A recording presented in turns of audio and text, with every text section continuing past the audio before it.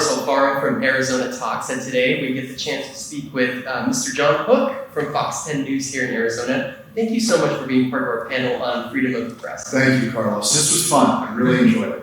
Well, we got into some topics all about freedoms and rights, and I wanted to kind of get your perspective on being a journalist and balancing your opinions with reporting unbiasedly. Yeah. How do you do that, and is it a constant thing that you have to keep? Constant. I described it in our panel today as mental gymnastics, and you're constantly trying to find the right balance to present the story. Always thinking, okay, if I tell it this way, what happens? If I tell it this way, can it be interpreted? How will it be received? And can you try to find it and craft it so that it's as objective as you can get?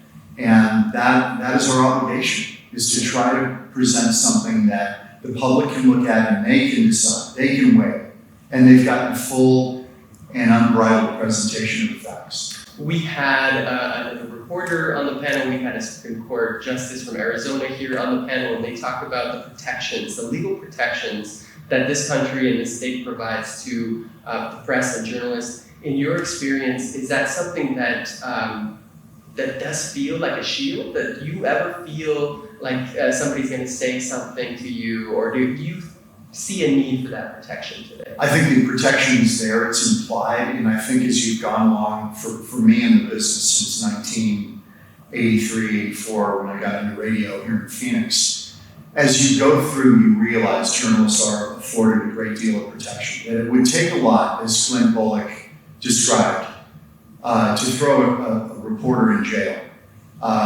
That would be really looked upon dimly. And so you do get a sense that there is a kind of greater protection of what you do. And I hope journalists take that for what it is, which is, it's a great honor to have that kind of protection, but with it comes an enormous responsibility. And we have to live up to what our founding fathers granted us in the Constitution. And as I mentioned in our discussion, the First Amendment is there first for a reason. I think the Founding Fathers recognized that the First Amendment is kind of the it's the axle from which everything spins off of. If you have free discussion and discourse and ideas, and there isn't suppression of that, you have a better democracy, a better republic, and that exchange of ideas is vital. Yeah, wonderful. You recently interviewed the president, and you spoke about your experience and really talking about policy with him and being able to discuss big ideas in a very calm way. Could you give us a little bit more of that experience, like where you were, the things that you were expecting, and then maybe what actually turned out? They're always, I talked about it on Facebook extensively, but when you interview the president, the White House calls you days before, and they spring this on you. Hey, John, this is so-and-so from the White House. President Trump's coming to town. Yeah, I know that. And would you like to interview the president if you had the opportunity? Yes, I'd love to. I mean, you're not going to say no. But those are great opportunities, and my approach with him has always been, it's my third time interviewing him, is just treat him with respect, and you will get that in kind. And he was very nice and accommodating to me and the crew. And so it was on the border in Yuma. He was at the wall, marking the 200th mile of the wall. And so we talked about that, and then we got into a bunch of other issues, but you're generally confined to 6, 7, 8 minutes when you do these things. I did one at the White House with President Obama, same deal. That was much more daunting because the White House is just the White House. Yeah, you're entering into a space. Yeah, it's a very weird thing to do. A little overwhelming. But it's a great experience, and we had a wonderful time there talking to him, and it's very short. It goes by like that. Yeah, it sounds like a phenomenal experience. Could you tell me a little bit more, wrapping up here, why you believe speaking about these things is important? So we get into the talk of the day, the news, the policy of the day, and sometimes we take for granted the ability to be able to freely speak without repercussion and to be able to promote civil dialogue. Could you give me your thoughts on the importance? Yeah, I think we've never been in a more precarious place with the discussion of cancel culture. You can make an offhanded remark, or you may have made that 20 years ago, and it could end your career. This is really dangerous. I think we have to recognize where we are as a society right now. But I think it's also really difficult to hold everyone to 2020 standards from things they did in the 60s, 70s, 80s, or even further back. That is a difficult thing to hold people to a standard. It's almost unfair in some regards, because what would have been considered, and I can think of many movies that I've seen where I'm sure they're not showing it anymore, where actors were in blackface. Silver Streak, Gene Wilder was in blackface.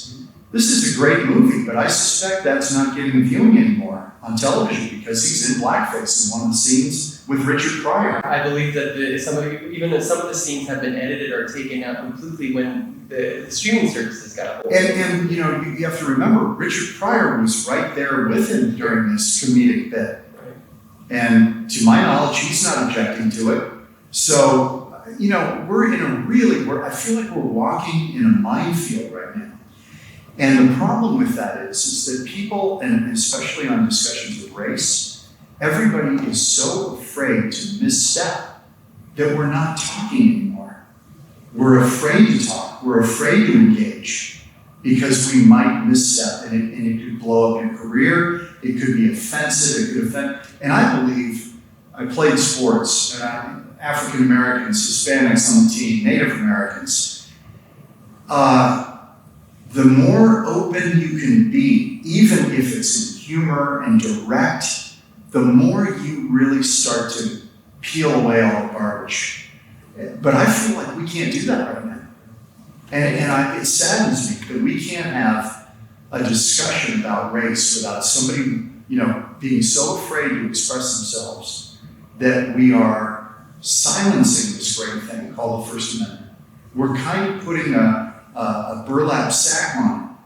And that, I hate to see that. Yeah. Well, one of the reasons that we are doing this, we see movements, money, just really powerful forces coming to divide us when it comes to politics, when it comes to even speaking with our family over dinner. You know, we've really seen this division or scared, people being scared of speaking about what they believe and about policy. So this is why we do conversations like these, is to try to get the top people to speak about what their perspective is and their experiences are. And so I just want to thank you very much for taking the time and for being interested in having a conversation in a platform like this. I enjoyed it. Thank you so much for it. Thank you very much. And you can find out more at arizonatalks.org.